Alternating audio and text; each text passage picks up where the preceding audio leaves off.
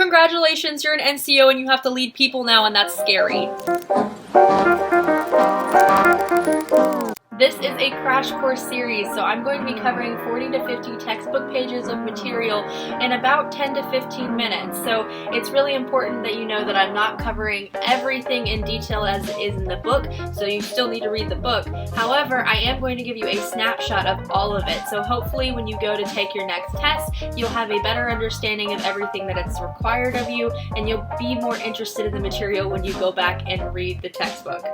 So let's get started. Learn to Lead, Volume 2, Chapter 4. The chapter goals for this chapter is to understand the role of the NCO and appreciate the importance of professionalism, describe leadership principles of concern to first-line supervisors, and to develop an understanding of team dynamics. In the everyday sense of the word, a professional is someone who is paid for a job that they do, but in the Civil Air Patrol, professionalism is a way of living. It's a way of carrying yourself, and it's something that your followers will recognize. Professionals hold themselves to a very high standard. On the right, you can see two soldiers in front of the Tomb of the Unknown Soldier in Washington, D.C. and Arlington National Cemetery. They are known for being utmost professionals and holding themselves to a high standards in their uniform. But you have to remember, as a non-commissioned officer and having followers, your standard is going to be the standard. You are the leader, so now the things that you do are going to be shown to your followers and become the standard. NCO readiness and responsibilities. As an NCO, you'll have to learn how to mentor others, live the core values, teach others, career counsel, and keep learning. In the Air Force, they define these types of things as technical readiness, physical readiness, and mental readiness. As you go through basic training, for example, they teach you physical readiness in the form of PT. You'll go through a technical skill that you need, and a good thing to note on mental readiness is that they do expect, and we do expect, our NCO officers and our leaders to be drug-free, to have a clear mental conscience when they're leading other people. Transitioning to airman to NCO can be difficult sometimes because you're going from someone who's following all the time and being led to someone who is leading others. A good thing to note here is that rank does not confer privilege or give power, instead it imposes responsibility.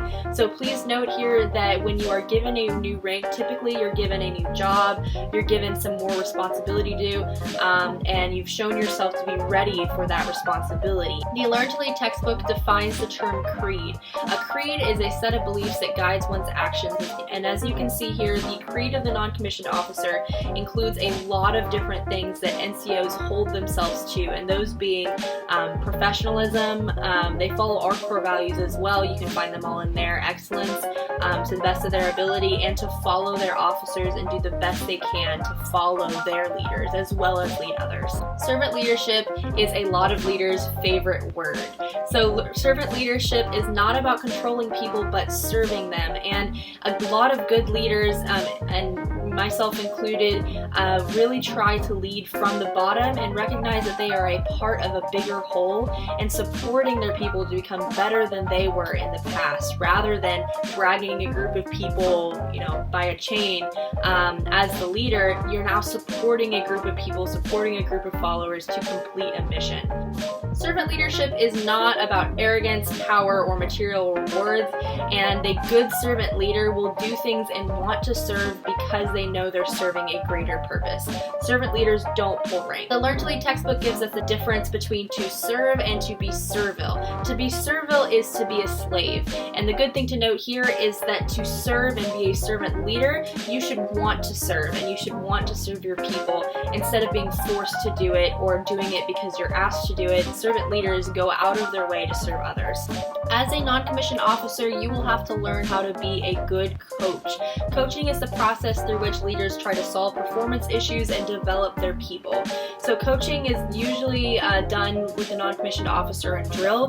During drill, you'd have to be person to person, talking to that person, helpful and positive to show when they're doing things right, and have an effective dialogue between them. Typically, it can be kind of difficult when you're not succeeding at something, so a good coach and a good NCO will be empowering and validating to someone who is learning a technical skill. To supervise is to observe and direct people in fulfillment of a mission. So typically supervisors have control of a large group of people and are watching to see which things go well and which things go wrong. On the right, you can see an example that the Learn to Lead textbook uses about Bear Bryant, and the quote he gives is, "When I was a young coach, I used to say, treat everybody alike," but that's bull. That's what he said. Treat everybody fairly. You can be really, really good at discipline, or you can be really bad at discipline. Discipline is defined as negative reinforcement to attain positive growth. That's the most important part here, is that when you're using discipline, your ultimate goal needs to be attaining positive growth. And there's some methods that you can do to attain that. So one of the biggest methods that people really enjoy is praising in public. And most people, not all people, but most people really like to be praised for their work. Positive reinforcement is one of the best ways to get people to achieve a mission and to continue doing good things. On the flip side, when someone is not doing something correctly, whether the example be in drill or in behavioral issues, it's always very important to choose the right time to do it, never lose control of your emotions, and to focus on the performance, not the person. When you pull someone out to tell them what they're doing wrong, you should never do it in front of a large group of people, because one, you might be completely wrong and you might need some dialogue between them before realize what was actually wrong. And two, they now feel very badly about themselves in front of their peers, and they look down upon you as a leader because you made them feel bad in front of other people. This is a long text that is very, very much worth the read. The story is between Robert E. Lee and one of his followers, and it talks about constructive discipline and how he worked through a situation. Go to Learn to Lead and read that for sure. As a cadet airman, you probably motivated the people around you. As a cadet NCO, you have to motivate a large group of people towards a certain mission. Motivation is the reason for an action, and motivation is what gives people purpose and direction to a behavior. So in short, motivation is your why, and you have to give that why to your people to be able to succeed. Talent is different than motivation. This is probably one of the biggest ones that I thought was really interesting. To be talented without motivation is a complete loss of effort, and it's a complete waste. When you find talent, you have to motivate that talent to be able to achieve great things. You have to know the difference between intrinsic and extrinsic rewards. An intrinsic reward is something that is rewarded from the inside. So when somebody wants to do something because it makes them feel good. Maybe you do the dishes for your parents because it makes you feel good and it makes them happy. An extrinsic reward is something that you do because you receive an outside reward. So if you're doing a Learn to Lead test because you just want the promotion, that is a tangible thing, and that is what we're talking about. We're talking about extrinsic reward. This is an awesome story about Richard Simmons. Richard Simmons overcame obesity when he was younger through a lot of trial and error, and now he goes around and motivates other people to do the exact same thing. As an NCO, you are now a leader of a team, and there are 7 needs to teams: common goals, leadership, involvement of all members, good morale, open communication, and mutual respect. Those are some things that they detail in the Learn to Lead textbook, and they're all very, very important. One of the biggest ones, as we talked about with motivation, is a common goal. That is your why. That is the motivation for why you're a team in the first place. Do whatever you need to do to pause the video and remember these things for the Tuckman model of teams. Forming, storming, norming, and performing is something you're going to hear a lot throughout your Civil Air Patrol career if you haven't heard it already. It details how a group of people goes towards the common goal, as we talked about in the last slide. So the performing stage is what you're looking for, and as you watch your team as an NCO go through these stages, try and put a label to them and really see how which stage your people are in. This is another important model that the Learn to Lead textbook gives you, with just some examples of how you can bring your people together to lead with a clear purpose, empower to participate, aim for consensus, and direct the team.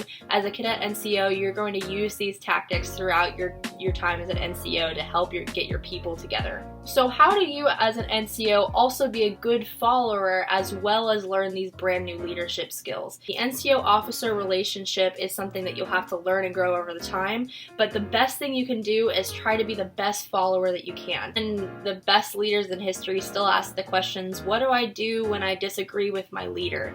And one of the best things to do is to still voice your opinion and talk to them, but do it behind closed doors and do it frankly with them.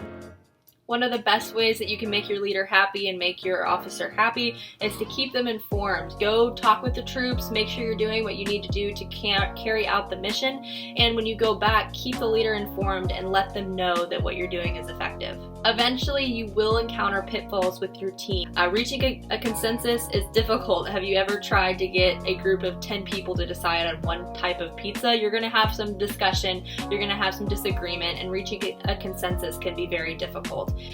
Conformity is something that you need to keep an eye out for as an NCO. Conforming to a certain opinion is also known as groupthink. So when the majority of people start thinking about something and start deciding that this is the thing they're going to conform to, other people might be afraid to voice their opinion, might be afraid to give a different perspective because they think that they're going against the grain.